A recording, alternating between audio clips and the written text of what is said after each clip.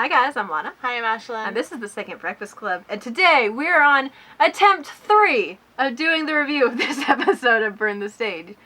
First time, we ran out of time to do it. Second time, we did the whole thing and I forgot to turn the mic on. That was almost a weeping moment, so. I did weep afterwards. So today we're doing it again. That's the explanation for why if this one feels a little more rushed than the others. Yes. Because we've talked ourselves out about this to the point that I can't remember what we've said and what we haven't said anymore. So, thankfully, this is not an eventful episode, so we're not missing anything big, you know, which is good, because the last few have been so eventful. So, it starts with RM. I want to give her more chances to talk. I told her not to do this. I have not slept at all. Like, I'm teasing her. When I go to bed, it will be like 48 hours. So, if you follow her on Twitter, you know when she's had all-nighters.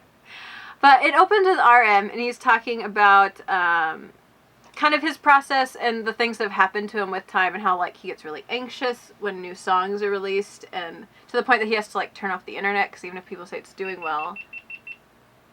Sorry, that was my GoPro. Did I wake it up? I thought I turned it off, but I think it just turned off.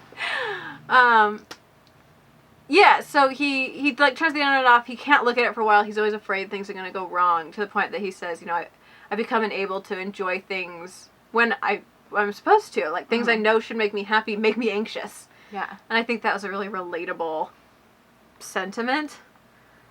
And just going back to that idea of them being human. This episode is very much about, like, reality and humanity, I guess. Is this the one where they're dancing on the stage? Yes. Okay, I'm sorry, yeah. We're good. We're going to click through it, so we'll be reminded of little things as we go.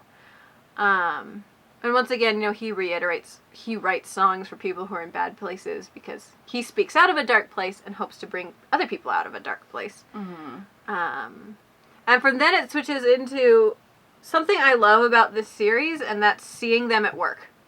Like, here they've been invited to perform at a really, like, prestigious little theater in Chicago, which is a big honor, but the problem is this stage is obviously meant for, like, small bands, not for K-pop dancing. The stage is, like, really narrow, and they're supposed to perform, and so they bring in their choreographer, and they're trying to, like, re-block the dances so they don't fall off the stage. Yeah. And they decide, you know, they can't do all of it, but they'll have, like, them mix in music videos for the big dances, like Blood, Sweat, and Tears or Save Me, or whichever ones that, like, they can't explode out from, and then they would do, well, they did Save Me on the stage, but you know what I mean, like, they were going to mix it up so that nobody got hurt. Definitely. And they're, like, super excited because, like, it's such an honor to, like, be invited to this place, and, like, you can totally tell that, like, this building was made for, like, bands, like, in the 60s and 70s and 50s, you know? There's, like, walls of albums. Yeah. And, like,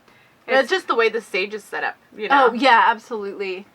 So they are honored. That interview and performance does exist on YouTube. It's really worth watching. But this kind of is used as an example for them to talk about, like, perfectionism in the group.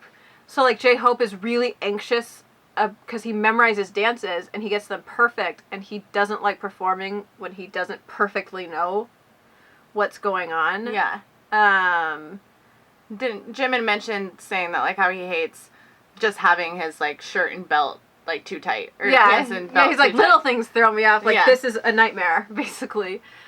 But, you know, they work it out, and they have just a lot of talking moments about perfectionism. Suga talks about how especially the rap line all used to do this, like their own work before coming into BTS. They all have their way of doing things. They all are perfectionists in their own ways. So just when they have to mix it up, it's not easy. Yeah. But they're willing to because it's a big honor to go where they go. So they work it all out. One of my favorite shots of the whole thing is in there where they're all talking and Jungkook sitting on an ottoman on top of a table. And it's completely headcanon, but I think Jungkook likes to be tall. Like, be over people. So, I don't know. It made me happy. And it also made me happy to see, like, them work through this and then do, like, rehearsal and parts of that interview and, like, get through it. So then it goes into the Chicago concerts, and this episode is really heavy with the rap line talking about their past. Mm-hmm. So, like, Suga talks about, like, the reality of him being a rapper was he'd been broke, he wanted to learn how to make money, and when you're really creative, you can't really function doing other things. So he's like, how can I make a living wage doing what I want? I didn't want fame. I didn't want these things. I just wanted to be a songwriter.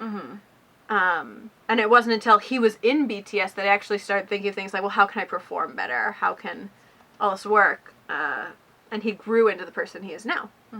Which I think is brave to admit when... It's hard for creatives to say, oh yeah, I need to make money off this. Because people assume that you should do it for free. No. And, well, I mean, this poor boy was having to choose between eating lunch and walking 4 miles home. Oh yeah. You know what I mean? But that's what I mean. Like, I think it's hard, especially with his past of people calling him a sellout, to be able to bluntly admit, like, not that he sold out, but like, yeah, it was a major concern of mine how I make this profitable. Yeah. And it's a reality a lot of people need to think about. And they're just saying sellout because they didn't make it. Oh, absolutely. You know? Sorry, right? not sorry. So no, I liked that conversation, and as someone who's creative and also worries about money a lot, even if he didn't mean it exactly that way, it made me think, like, we need to have more conversations of how you compensate creative people. Because they put in a lot of work, and they expect them to give things away. Yeah. You know? So, anyway, it meant something to me. And J-Hope talks about being a trainee and auditioning and being scared of being a rapper because, like... He sucked. He He said that his audition sounded like crap, and he was... It just made him worried, but it also made him want to be better. You know, that seems to be a through line through this. Like, we've grown up a lot, and that came because we all strived to be better. And to learn better. And then we go into what becomes our favorite parts of the series so far, I think, is them having days, like, being together. And they get to spend what looks like a day in Chicago, and they break up into, like, 3 groups. So there's RM and V go off together. Then J-Hope, Jin, Jungkook, and Jimin go off together. And then Suga goes off by himself. So while they're all doing fun stuff, it intercuts every now and then to Suga, like, going through the equivalent of a Best Buy and making grandpa noises at the prices of laptops and, like, buying music gear. Which is my favorite mood out of this whole episode. My mood is Suga going, ugh, at a laptop and, like, assessing the price. But the group of 4 go and, like, they do arcades, and it's, like, really gloomy, rainy days, so they head inside pretty quick after... And they bowl. Rock, paper, scissoring over who buys hot dogs. Oh, Jin. And Jin had to, like, figure out how to order 12 delicious hot dogs. But he had a long line to get it down right. So. It was cute. And, yeah, like you said, you see him bowling and arcading and, like, eating burgers and fries and, like, having a day in. And then you have RM and V who go off and spend almost the whole day outside. And shopping. Like, shopping. But then, taking stuff. I was going to say, a big moment of, like, Instagramming. So there's, like, RM will be sitting on the stairs, and you just hear V's voice going, now, walk away, like you're just enjoying the city, like, you know, directing. And I'm like, that's a true friendship right there. It makes me sad, because I recognize that spot where RM was sitting, because he posted that picture on Twitter. Why did that make you sad? I didn't say sad. I thought you said it made me sad. Never mind. Did I say sad? We're both tired, guys. I don't know. Maybe I meant glad. I don't know what I said. It made you recognize it. No, it made me happy. Yeah, good. Because, like, I like that picture. Obviously, he's my bae. And it was just fun to see, like... The backstory. Yeah. And they have one of the moments I've seen Ashlyn laugh the most, where V and RM go to Panda Express and are, like, ordering food. And V gets a really big cup lid for the cup. Yeah, for Namjoon's soda. Yeah, and Namjoon was like, I'm drinking it anyways. I just put the straw in the oversized lid and then just hold it like a normal cup. It's so cute. Ah, V's wearing this beautiful shirt. They're being brothers. Like, I love RM and V together, and they're really, really underappreciated. I think so too. So is Yeah. They're more alike than we give them credit for. Absolutely. Which is funny because aesthetically they're so different, which makes it even more fun. But care about aesthetics the same amount. Yes. Right? So Just they're just have different styles, looks. yeah. Which then transitions pretty immediately into them going from Chicago to LA, and now they're on the beach, like hanging out and having fun. And being stylish. Yeah, being stylish, getting some Hawaiian shirts out, and then Yoongi just full black, full hat, mask, and they're like, "You look like you're in Seoul." He's like, "Oh, my mind is in Seoul." Just being the Grim Reaper. Yeah. Pretending to be a little grumpy. Oh, J-Hope makes a face that made Ashlyn's heart stop. Oh, dude, where he, like, all of a sudden was, like, looked at the camera and he was like, oh, there it is. Yeah, we're clicking through. I'm trying to get back to it. But yeah, it's just very sudden. He just I was like, okay, excuse you? She's like, I am loyal. Yeah. Okay, J-Hope. Like, don't be coming in here. We've seen how you get in America. I know. Yeah, they just have a nice day, and it's nice to see them, like, eating junk food on the boardwalk and hanging out, and, like, the next day backstage, they're exhausted and have, like, fluffy hair, and Jin's, like, trying to wake everybody up. He's like, guys, we gotta eat. Come on, we gotta eat. And they just sit up, like, wild-eyed and floopy-headed. But to me, that means, like, not only are they exhausted from the concert, but they had a good time the day before. Which, you know, I'm sad that they're tired, but I'm also happy they didn't sit in the hotel room all day every day. I feel like in a way they would be more tired if they just sat in the hotel room. Jungkook has a really nice talk about, like, his fears when he became a trainee. Like, he mentions, like, you know, I had these skills, and I didn't know what to do with them, and I wasn't a very good student, so I didn't know what my future would hold, because if this didn't work out, like, I didn't know what I would do. And, like, his determination, his growth, and how they all helped him grow, but just coming from a place of insecurity and then finding himself in a place he's really proud of. And practicing singing and everything because he's determined that people will believe without a doubt he's the lead singer.